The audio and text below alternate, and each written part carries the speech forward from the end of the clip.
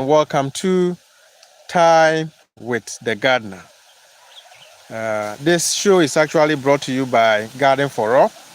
Garden for All is a non-profit organization with the aim of ensuring that every home in Africa has access to safe food. So we help people to grow food by promoting home gardening and then also helping to establish community gardens. And so we have also been coming your way as part of the project through Facebook. We have the Home Gardening Ghana Facebook page where we guide people to grow food. And when you check the Facebook page, we have more than 300,000 members, with members from more than 100 different countries. So this live show was actually on the Facebook page and currently is being streamed live on the Facebook page. Every Sunday, we try to compile some of the challenges that people share on the page. We address them and then also pick a particular topic of interest and then also discuss. You can share any question or a comment in the comment section and then it will be addressed. Last week, we talked about some of the crops that can do very well in Ghana, but people didn't know could do well.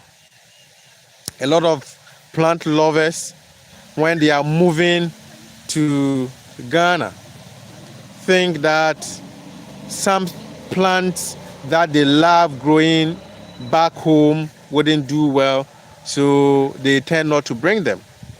So last week, I highlighted some of the crops that can also do well. I talked about the grape being one important plant that can actually do very well in Ghana. And then again, I talked about the fig. The fig also can also do very well in Ghana.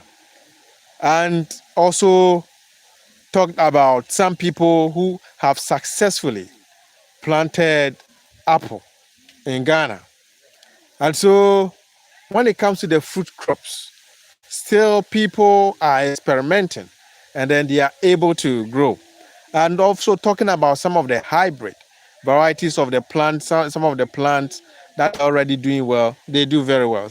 Some of the hybrid seeds, when brought into the country, do very, very, very well.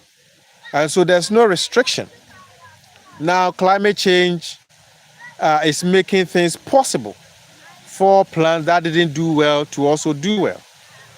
And some that were known to be doing very well, not actually doing very well as they used to. And so there's no restriction as to what you can grow. Ghana is a tropical country, and so we are blessed with very good climatic condition to favor crop production. And so that is why we are encouraging everyone to grow something. So today, I want to highlight on a very important plant.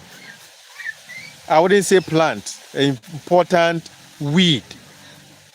Gardeners are struggling to control that particular weed. And even farmers, because they are very difficult to control. They grow very fast and then spread very fast. But it's very important that you understand the nature of that particular weed so that you can actually know what to do in dealing with it. And that particular plant is called the Cyperus. Cyperus, commonly called the Nutgrass or the purple Nutsedge.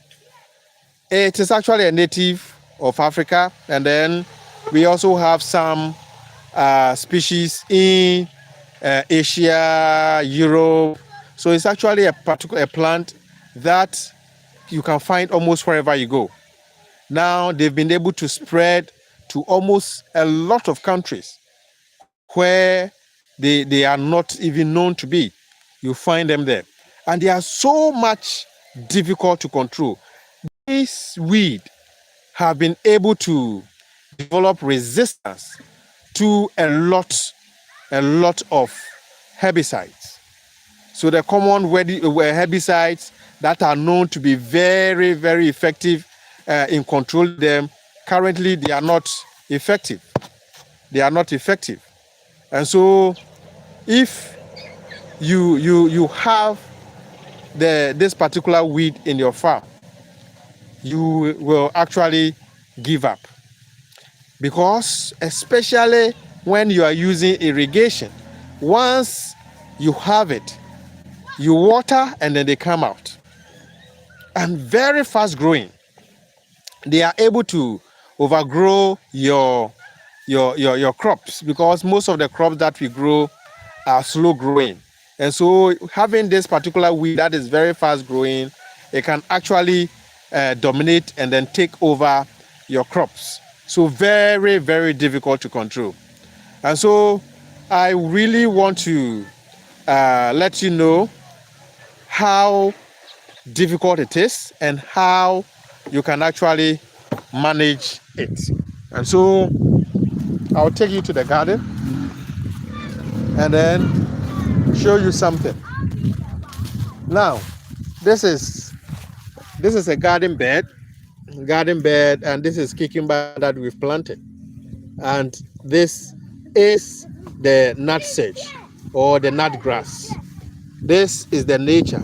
And you see, one thing about this particular grass is that when most gardeners are controlling it, they hold it this way and they pull it.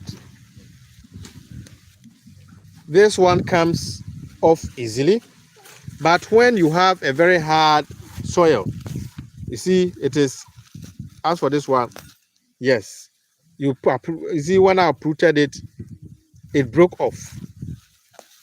This comes easily, but I want to show you something. Look under. That is why we call it the purple nutsedge or the nutgrass, because it has a nut under it in the soil. So this particular nut is buried deep into the soil. So when you are weeding and then you cut it off this way, and then this particular nut is deeply hidden in the soil this way, immediately you water, it starts sprouting. So if you are not able to remove the nut, the plant with the weed with the nut, this particular, you look at it and then you can easily tell that when I uprooted it, the nut got buried deep in the soil. And so once you water, it comes again, it germinates again. So if you are managing it and then you are not able to remove this nut from the soil, then you have not completely managed it. And so it is always very important that you uproot and then you make sure the nut is off. This particular one, the nut is still hidden, though this one is developing.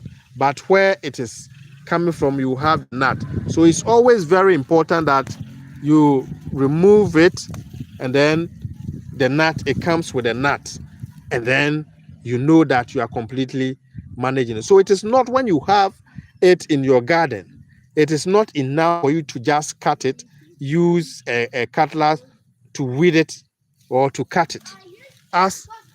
Let me show you this particular one. Look at this one. This is a typical example of how it looks like. And so you look at the nut, and then it is sprouting all over. So whenever you are weeding, you are uprooting, you may just uproot this one. You see, the nut, when you pull it, this one comes off, but the nut is buried. Still, it will still be in the soil, and it will be just sprouting. When you uproot this one, if it was deeply buried, it will just break off this way, and this is the nut. the nut will still be in the soil. So it is always advisable that you dig and then you remove the nut. When you remove the nut, then you have completely eliminated it. With this nut, once it gets water, within just 3 days, it starts sprouting.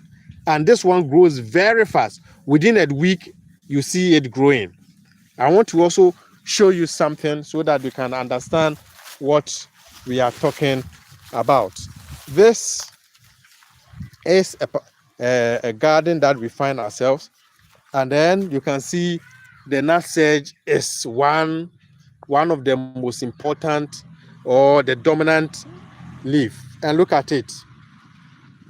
These ones, when they were pulling, yes, broke off. You break it off this way.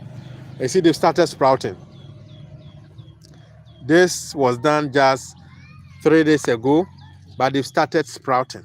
So it is always advisable that whenever you are removing it, you have to make sure that the nut comes off nicely this way. When the nut is pulled off, then you completely deal with it. So it is not advisable that whenever you are removing the weed from your garden, you remove it when the soil is dry. Make sure the soil is very, very moist. And that one, you can easily, or you have the hand fork, you put the hand fork or the hand trowel down deep, and then it can easily remove it for you. So when your soil is not moist, when you pull it, it will break off and the nut will still be there. So it's very important that you learn to deal with this particular weed. If you don't deal with it, it will be difficult to control it. But importantly, avoid using herbicide in the garden. Kindly dig them up, as you can see, dig them up and then remove the nut and you will be able to control it. Yeah, so once again, I want to thank you for making time to join me on the show Time with the Gardener. My name is Dr. Kwekuche Aka, and I am the gardener. Thank you very much.